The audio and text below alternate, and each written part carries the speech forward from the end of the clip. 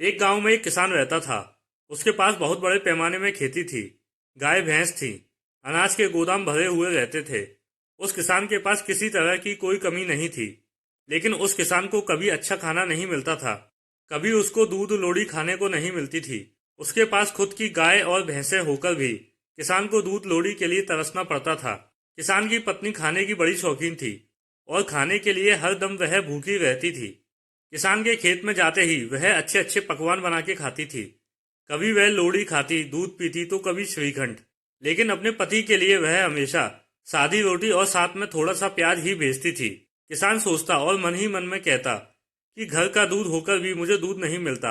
आज पत्नी से इसके बारे में जरूर बात करूंगा। जब वह शाम को खेती से घर वापस आया तो उसने उसकी पत्नी से कहा कि कभी तो खाने में दूध भेजा करो। घर में दूध रखकर वह खराब हो जाता है। उस पर उसकी पत्नी ने कहा, कौन सा दूध, कैसा, क्या? कुछ भी मत पूछिए।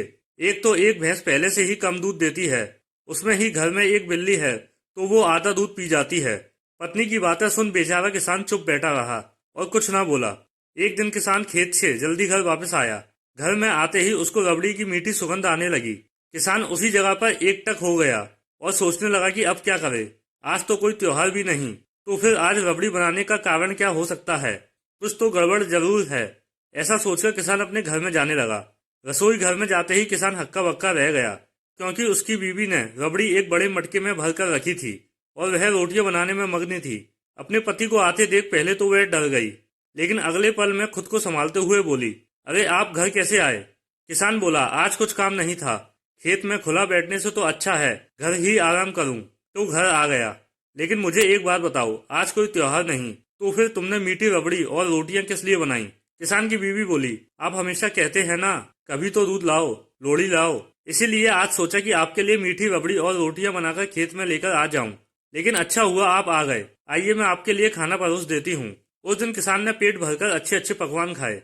लेकिन उस दिन के बाद उसके मन में सभी बातें क्लियर हो गईं कि पत्नी तो खाने के लिए कुछ भी कर सकती है, भले ही मुझे खाना ना मिले। खाना खाने के बाद किसान अपने खेत की तरफ जाने लगा। रास्ते में उसके दिमाग में विचारों का बवंडर घूमने लगा कि पत्नी को कैसे सबक सिखाया जाए। बहुत सोचने के बाद भी उसको इसका समाधान नहीं मिल पाया। उसी गांव में एक टूटी झोपड़ी थी। उस झोपड़ी में एक बूढ़ी औरत रहती थी। सारा गांव उसे चुड़ैल कहता था। किसान बिना डरे झोपड़ी में चला गया और सभी कहानी उसने बुढ़िया के सामने सुना डाली। बुढ़िया हंसने लगी और बोली, तुम बिल्कुल मत घबराओ, मैं तुम्हें 4 जादू की गुड़िया देती हूँ। उन चारों डॉल्स को घर के चारों दिशाओं के कोने में रख दो, लेकिन हाँ, यह किसी को ना पता चले, इसका ध्यान रखना। फिर देखो क्या चमत्कार होता है। ऐसा कहकर बुढ़िया ने लकड़ी की गुड़िया दे दी। बुढ़िया के कहे अनुसार घर के चारों कोनों में पत्नी की नजर बचाकर जमीन के अंदर एक एक करके मिट्टी के अंदर गुड़िया दबा दी। सुबह सुबह किसान अपनी खेती की तरफ जाने लगा तो उसकी बीवी बोली, अजी सुनिए, आजकल खेत में चोरियां बहुत हो रही हैं, इसलिए खेत को खुला छोड़ के मत आया कीजिए। आप वहीं पर रहिए, मैं वहीं पर आपका खाना ले आऊंगी। किसान बेचारा क्या बोलता। उसने चुपचाप अपनी मुंडी हिला दी और हंसते हंसते अपनी खेती की तरफ चला गया। किसान को जाता देख किसान की पत्नी ने घर के दरवाजे बंद कर लिए और घर की रसोई में जाकर खाना बनाने लगी। उसके मन में आया कि गाजर का हलवा बनाकर खाया जाए। थोड़ी ही देर में उसने गाजर का हलवा बना लिया और जैसे ही खाने के लिए बैठी, तू क्या खा रही है? किसान की पत्नी पहले तो कुछ समझ नहीं पाई और देखने लगी कि घर में कोई है तो नहीं।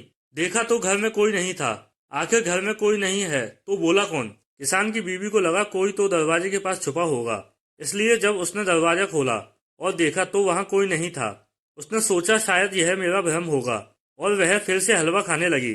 तभी जादू की गुड़िया में से दूसरी गुड़िया बोली, इतना क्यों डर रही है? अगर इतना डरती है तो छुप छुप के क्यों खाती है? लेकिन इस बार किसान की पत्नी बहुत ही ज्यादा डर गई। घर में पक्का कोई छुपकर बैठा है, ऐसा उसको लगा और फिर से उसने घर के सारे कोनों को देख लिया, लेकिन घर में कोई नहीं था। थोड़ी देर रुककर वह फिर से गाजर का हलवा खाने लगी। तभी जादू की गुड़िया में से तीसरी गुड़िया बोली, छुप छुप के खाने से इतना डरती है तो क्यों छुप के खाती है? अब वह बहुत ही डर गई। घर में भूत घुस गया है, इसमें कोई दोहराई नहीं है। ऐसा यकीन अब उसको हो गया, घर में भूत है, यह जल्दी से पति को खेत में जाकर बताऊं। इसलिए वह जल्दी जल्दी खाने लगी। अरे धीमे खाओ, अगर तुम्हारे मुंह से चप चप खाने की आवाज आई तो समझ लेना कि तुम्हारा पूरा खेल ही खत्म समझो। चौथी गुड़िया के वह बोल सुन किसान की बीवी की आवाज भी बंद हो गई। जल्दी जल्दी उसने गाजर का हलवा एक डब्बे में भरा और चल पड़ी खेत की तरफ, किसान के पास। गाजर का हलवा देख किसान बहुत ही खुश हुआ और बोला, आज हलवा कैसे बनाया? घर में भूत है, यह किसान को बताने के लिए भी किसान की बीवी की आवाज नहीं निकल रही थी, पर जैसे तैसे वह बोली। घर में थोड़ा सा दूध पड़ा था, सोचा आज आपके लिए गाजर का हलवा बना दूं, तो बना दिया। दूसरे दिन किसान की बीवी को लगा कल के भूत तो पक्का आज चले गए होंगे, इसलिए उसने गरम गरम रबड़ी बनाई और खाने को बैठी। तभी वही चमत्कार, अब वह पूरी तरह डर गई और खेती की तरफ किसान के पास तेजी से भागने लगी। तभी सभी कहानी उसने किसान को बताई।